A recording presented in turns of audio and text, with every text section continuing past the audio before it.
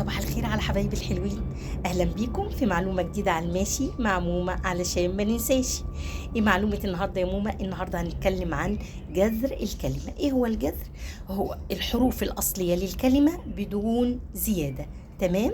طيب نجيب مثال والمثال هيوضح لنا. هات لي مشتقات كلمه مصنع.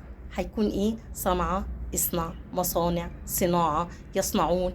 اكتر 3 حروف مشتركه في المشتقات دي هتبقى الصاد والنون والعين، ودي هتعمل لي فعل ماضي اسمه ايه؟ صنعة. برافو. نجيب مثال تاني. مسجد. ايه مشتقات كلمة مسجد؟ اهو يسجد، اسجد، سجدت، سجاد، مساجد، ساجدون. اكتر 3 حروف ايه؟ السين والجيم والدال، هيبقى سجدة.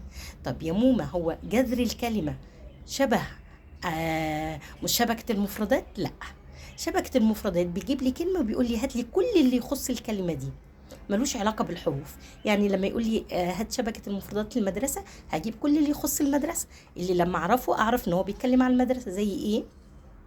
تلاميذ، معلمون، مكتبة، علم، طابور، ملعب. يبقى دي اسمها ايه؟ شبكة المفردات، ملهاش علاقة بالحروف. لكن الجذر بيديني مشتقات الكلمة، وانا اطلع منها بقى ايه؟ الفعل الماضي لاكتر 3 حروف مشتركين. عرفنا جذر الكلمة؟ لو عجبتك المعلومة وفهمتها كويس اكتب لي، وما تنساش الاشتراك وتفعيل الجرس عشان يوصلك كل جديد، وشارك زمايلك في الفيديو عشان المعلومة تعم للكل. اشوفكم في الفيديو اللي جاي ان شاء الله. سلام عليكم يا حبايبي.